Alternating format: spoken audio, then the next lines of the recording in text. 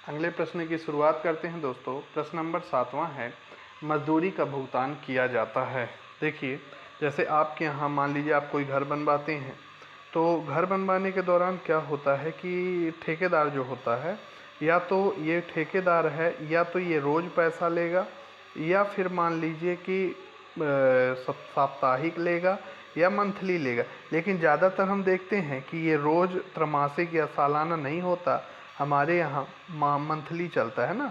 महीने में सबकी पेमेंट आती है तो महीने में सबको पेमेंट मिलती है। ठीक है दोस्तों, तो मासिक मतलब मजदूर का भुगतान मंथली किया जाता है, ना कि त्रमाही या कुछ भी सालाना। ऐसा कुछ साल में पता चला हम दे दिए और वो दोबारा कभी हमारी दुकान या हमारे बुलाए स्थान में कभी नहीं आएगा। नेक्स्ट प्रश्न है, जब एक कार्यकर्ता उपलब्ध संसाधनों का उपयोग करके सर्वोत्तम उत्पादन लाने में योगदान देता है तो कार्यकर्ता होता है। मान लीजिए ये आप हैं और आपको एक काम दिया गया है कोलगेट बेचने के लिए। ठीक है दोस्तों, अब आपने ज़्यादा मात्रा में ये कोलगेट को बेचा, बहुत ज़्यादा बेचा, यानी आप क्या हुए, ऐसे कार्यकर्ता को हम क्या कहते हैं? प्रोडक्टिव। आप प्रभावी तो बिल्कुल नहीं कहेंगे भाई, क्योंकि प्रभाव नहीं होता तो इतने कोलगेट कभी ना बिकते। बुरा बिल्कुल नहीं होगा, स्वार्थी भी नहीं होगा। जी हाँ, इसका जो राइट आंसर है उत्पादक, यानी प्रोडक्टिव आदमी है, ये काफ़ी उत्पाद को बेचता है। ठीक है, इसका जो आंसर है वो है ऑप्शन नंबर ए। अगला प्रश्न है, पीपीई मीन्स क्या?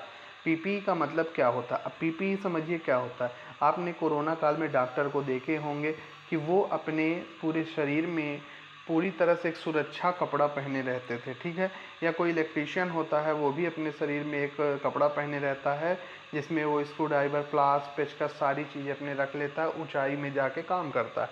उसको बोलते हैं पीपीई किट, है ना। पीपीई का फुल फॉर्म क्या होता है? Personal productive equipment, personal protective equipment, productive personal equipment या पर्सनल प्रोटेक्टिव इंजन। दोस्तों, वो आपका प्रोटेक्टिव है, ये प्रोटेक्ट करने के लिए पीपीई किट बनाया जाता है ना, तो इसका फुल फॉर्म होगा पर्सनल प्रोटेक्टिव इक्विपमेंट, यानी ऑप्शन नंबर बी इसका सही आंसर होगा। नेक्स्ट प्रश्न है, उत्पादकता को प्रदान करके बढ़ाया जा सकता है। यदि आप प्रोडक्टिविटी वो कर रहे हैं तो क्या प्रदान करके क्या बढ़ाया जा सकता है? मतलब प्रोडक्टिविटी है, कोई कोलगेट है, आपको इस कोलगेट को ज़्यादा से ज़्यादा मात्रा में बेचना है, तो आप क्या करके बेच सकते हैं? क्या केवल ट्रेनिंग के द्वारा ये बिक जाएगा? क्या जॉब साइट अनुभव होना चाहिए, जॉब का अनुभव होना चाहिए, या प्रशिक्षण और नौकरी दोनों होना चाहिए, या इनमें से कोई नहीं? देखिए, यदि कोई बंदा है उसके पास जॉब का अनुभव है और साथ में उसने ट्रेनिंग भी ले रखा है, तो वो आदमी इसमें ज़्यादा कार्यरत होगा।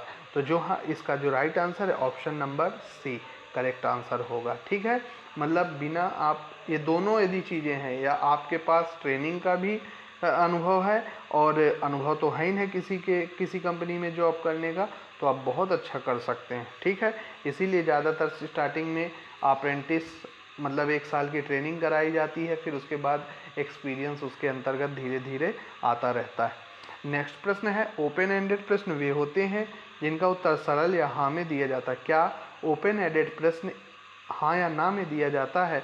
बिल्कुल गलत, असत्य में ओपन एंडेड प्रश्न ज़्यादा दिया जाता है। जैसे नरेंद्र मोदी भारत के प्रधानमंत्री हैं, तो ये क्लोज टाइप कहलाया। ये क्या कहलाया? क्लोज टाइप कहलाया। और मोदी के बारे में कुछ लिखिए, तो ये ओपन कहलाया, है ना। तो इन दोनों का अर्थ समझ गए होंगे, इसीलिए असत्य है। अगला प्रश्न है दोस्तों, प्रत्येक व्यक्ति के विश्वास और मूल्य समान होते हैं, सत्य की असत्य? प्रत्येक व्यक्ति के विश्वास और मूल्य समान होते हैं, तो इसका आंसर आपने लगा लिया होगा। इसका जो राइट आंसर है असत्य, है ना। देखिए, हर व्यक्ति अलग अलग प्रकार से सोचता है, अलग अलग प्रकार से अपना कार्य करता है, इसीलिए ऑप्शन नंबर डी इसका सही आंसर होगा, बी सॉरी। अब दोस्तों, अपने दोस्तों को शेयर करिए। काफ़ी 12 प्रश्न ही हैं, लेकिन काफ़ी महत्वपूर्ण है। ठीक है, तो अगले वीडियो के लिए आप इंतज़ार करिए। तब तक के लिए धन्यवाद, थैंक यू।